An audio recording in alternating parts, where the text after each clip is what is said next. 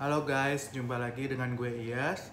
Kali ini bukan ngebahas lagi mengenai ketogenik atau ketofastosis, tapi masih seputar dengan kanker.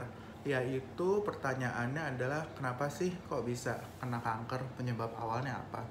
Kurang lebih kayak gitu, sama dari kapan, kemudian juga tipe kankernya apa. Nah, pertama gue mau cerita dulu, ini gue lagi di rumah sakit. Hari ini adalah kemo yang agresif dan di hari yang kedua. Jadi kemo agresif itu dilakukan 3 hari berturut-turut.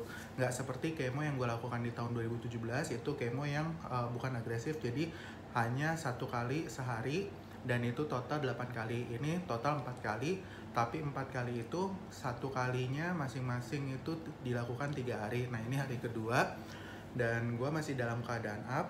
Kemarin udah masuk obat pertama, nanti hari ini bentar lagi juga akan masuk obat kemo yang selanjutnya, dan itu berlanjut sampai besok.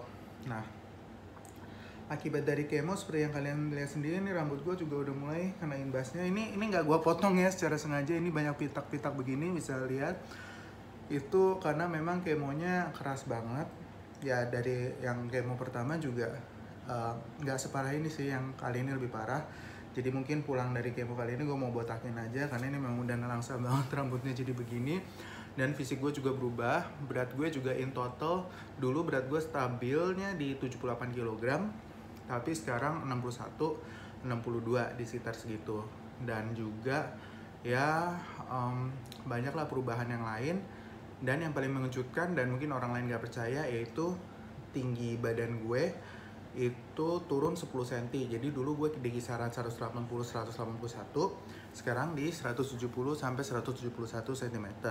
Itu akibat dari kankernya ya, bukan kemonya. Nah, jadi kalau rambut karena kemo, kalau yang tinggi badan itu karena memang kankernya. Jadi kankernya ini, untuk menjawab pertanyaan tadi, tipenya adalah limfoma Hodgkin atau kelenjar getah bening, kanker kelenjar getah bening, dan gue udah stadium 4, jadi udah nyebar seluruh tubuh dan itu sampai di tulang belakang. Di tulang belakang yang paling parah, digrogotin banyak sehingga bentuk tulang belakang gue berubah. Kemudian tinggi gue turun 10 cm, which is itu bikin sedih banget sih, karena kan gini ya, gue itu tinggi itu salah satu yang bisa gue banggakan, dan gue itu impiannya sebenarnya dari dulu pengen jadi aktor dan model internasional. Nah, untuk jadi model aja itu 180-181 tuh udah mepet gitu untuk kriteria model Asia. Sekarang gue di 170-171, itu ya udah nggak mungkin juga jadi model, karena untuk standar Asia aja itu udah nggak memenuhi syarat. Itu yang pertama. Terus yang kedua, untuk jadi aktor pun, baik itu film ataupun misalnya modelnya juga model foto, itu agak susah karena sekarang gue aja nggak bisa berlari karena kankernya itu kan grogotin spine. Jadi untuk lari aja tuh sakit. Kemudian di pose-pose tertentu, misalnya kan kalau kita tuh photoshoot ataupun syuting, itu pasti ada pose-pose tertentu yang nggak enak. Bisa dibilang kalau misalnya kita foto, sometimes kita pose ataupun daring the expression, kemudian bersikap, itu harus sesuai dengan visionnya si klien maupun fotografernya. Nah, itu ada pose-pose yang tertentu sakit gitu. Ditambah dengan pose-pose yang aneh itu atau pose-pose tertentu, kita harus bisa berekspresi sesuai yang dimauin klien. Itu sangat susah dilakukan dalam keadaan gue sekarang ini. Jadi gue sih berasa itu buyar banget impian gue ya. Jadi kanker ini memang bikin sedih banget, dan ya all good things kayak come to an end. Kayak ini juga fisik gue juga udah degradasi banget, udah ngerasa. Ini juga rambut gue waktu kemo pertama itu kan abis juga, dan dibilang oleh dokter case by case sih, ada yang memang bertumbuh seperti semula, ada yang lebih tebal. Tapi case gue malah gue rambutnya lebih tipis, dan gue jadi kangen banget sama yang dulu. Dan dulu rambut gue lumayan tebel kayak gini nih. Badan gue juga ya dulu lumayan bagus begini. Terus tinggi gue juga masih diakuin sebagai model kayak gini nih. Jadi kan ya kanker ini sih parah banget sih merubah kehidupan gue. Seluruhnya itu baik badan maupun mental itu dirusak, dan gue tuh udah pertama kali kena kanker dari tahun 2016 pertengahan. Terus itu awalnya banget, kalau mau menjawab gejalanya adalah kayak syaraf kejepit, jadi pinggang gue tuh sakit. Dan bahkan dari Juli itu gue baru pulang dari trip gue dari Vietnam dan Kamboja. Sepulang dari sana gue ke dokter, mulainya dokter umum dulu, kemudian dari situ dirujuknya adalah ke dokter syaraf sama ke dokter ortopedik. Singkat cerita, awalnya disangka itu syaraf kejepit, udah di MRI segala macem, dan udah ke lebih dari 2 dokter umum, terus dokter syarafnya juga udah 2, terus habis itu dokter ortopedinya ada sampai 3, dan awalnya pengobatan konvensional dulu. Jadi awalnya disuruh berenang dulu, kemudian disuruh fisioterapi, ternyata nggak efek, akhirnya sempet operasi minimal invasif. Padahal saya udah bilang waktu mau dioperasi minimal invasif, dok saya ada benjolan loh di leher nih, ini nggak diperiksa dulu di leher, waktu itu lokasinya masih sekitar sini. Nah ini kan ada denjolan-denjolan kayak gini. Nah saya tunjukin, tapi ternyata dokternya bilang udah saya beresin dulu tulang belakangnya. Akhirnya saya nurut. Kemudian setelah itu dilempar ke internis dan singkat cerita di biopsi. Nah keluarnya hasilnya ternyata kanker, positif tuh didiagnos. Nah didiagnos kanker, kemudian saya kemoterapi tahun 2017. Otomatis dong saya tanya penyebabnya, di situ apaan? Kok karena saya healthy lifestyle banget loh. Bayangin dulu itu saya olahraga rutin, jadi gue tuh suka fitness, terus habis itu berenang, dan juga untuk yang body and soul workout itu yoga. Di samping itu juga memang kegiatan juga banyak gitu, jadi saya rasa nggak kurang gerak lah. Kemudian gue itu juga clean eating ya, seperti tipikal orang gym. Jadi seperti makannya sayur, kemudian banyakkan ayam sama telur, ayamnya itu juga yang bersih. Ya clean eating seperti pada umumnya lah. Nah kemudian juga saya nggak minum alkohol, ngerokok pun enggak. Kemudian juga begadang jarang lah. Ya memang ada beberapa kadang suka begadang, apalagi kalau misalnya ada meeting di kantor, ada yang sampai malam, ya itu ada juga. Cuma nggak sering gitu loh, begadang nggak sering banget. Tidur juga cukup, waktu itu nggak pernah susah tidur. Kemudian juga begajulan juga jarang, normal-normal aja. Jadi rasanya nggak ada kecapean banget yang gimana.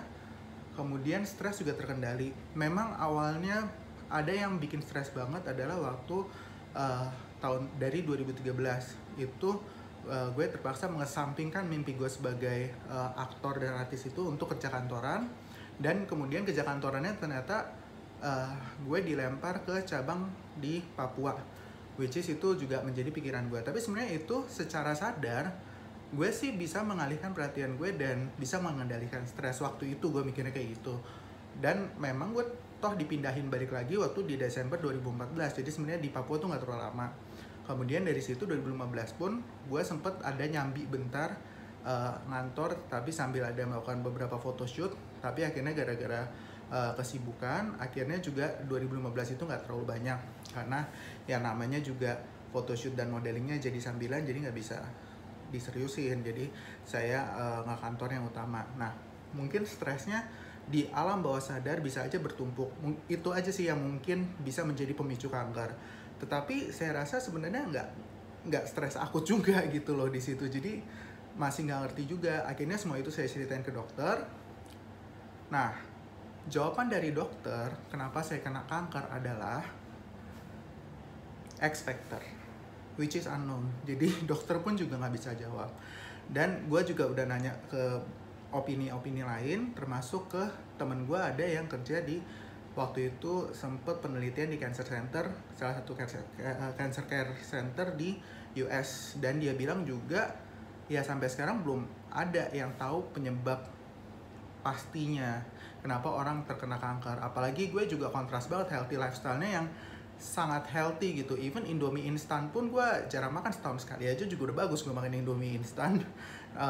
Junk food macam KFC segala macam juga enggak. Jadi memang dari segi makanan enggak, dari segi rokok enggak, alkohol enggak.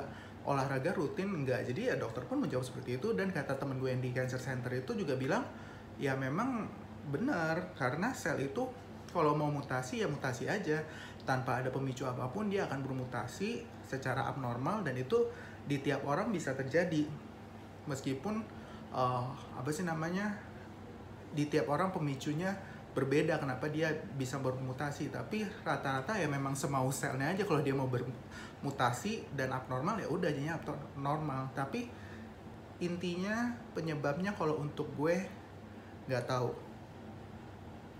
dan itu mungkin ada orang-orang lain juga yang seperti itu juga. Jadi memang kalau kanker itu nggak ada yang tahu penyebabnya. Jadi ya kalau menurut gue sih banyak orang yang bilang ya ini tandanya lu terpilih lah ya, you are the chosen one, you are special. Ya kalau special kayak kalau gue jadinya kayak di X-Men bisa sihir-sihir apalah terus jadi punya kekuatan apa, maybe I feel like I'm very special. But ini mah sama aja kayak living in a curse, karena kayak semuanya tuh udah hancur gitu, baik dari apa segi umum, terus habis itu juga ya karir dan kesehatan juga, asmara mungkin juga, terus habis itu ya I feel like a nightmare lah kehidupan ini. I don't feel it like a blessing, tapi kayak a curse gitu. Cuma ya ini udah terjadi, dan gue udah mencoba berbagai macam pengobatan, dan ini adalah opsi terakhir gue. Nah nanti apa aja yang udah gue coba mungkin akan gue share di video lain supaya nggak kepanjangan, dan semoga saja ini menjawab pertanyaan kalian. Jadi to conclude semua yang dari video ini, itu penyebabnya nggak tahu. Terus gue udah cancer ini tahun yang keempat. Gejalanya itu awalnya sakit di tulang punggung belakang, dan sekarang itu juga karena udah digrogotin kansernya, tulang belakangnya itu sampai menipis sampai 10 cm sehingga mengurangi tinggi gue sampai 10 cm. Kemudian apa yang dirasain juga selain tulang belakang, jadi itu sakit seluruh badan karena ini menyangkut ke syaraf, dan tumornya udah menekan medular spinalis. Jadi memang gue suka sakit di seluruh tubuh, dan itu pindah-pindah, kadang-kadang di leher, kadang-kadang di pinggang, kadang-kadang di sini ya tergantung lokasi tumornya. Dan karena posisi tumornya tuh udah sebanyak ini PET scan gue yang terakhir nih.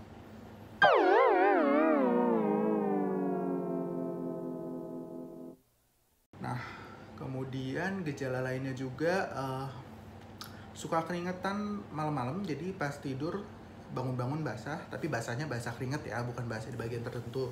Nah kemudian juga demam, itu demamnya cuma sebentar-sebentar dan biasanya malam itu. Nah gejala-gejala lainnya juga mental berubah, lebih sensitif, lebih cepat marah, kemudian agak skip juga. Kalau skipnya ini bukan dari kankernya, tapi gara-gara gue sempat pengobatan kemo yang pertama, itu memang menurut dokternya pun juga obat kemo pertama agak menyebabkan jadi suka skip. Jadi gue ngerasa agak lebih skip dibanding dulu. Jadi gue ngerasa dulu itu gue lebih pintar gitu ketimbang sekarang. Dan sakitnya itu luar biasa ya maksudnya. Jadi waktu itu gue juga sempet sampai gak bisa jalan. Kalau sekarang sih bisa.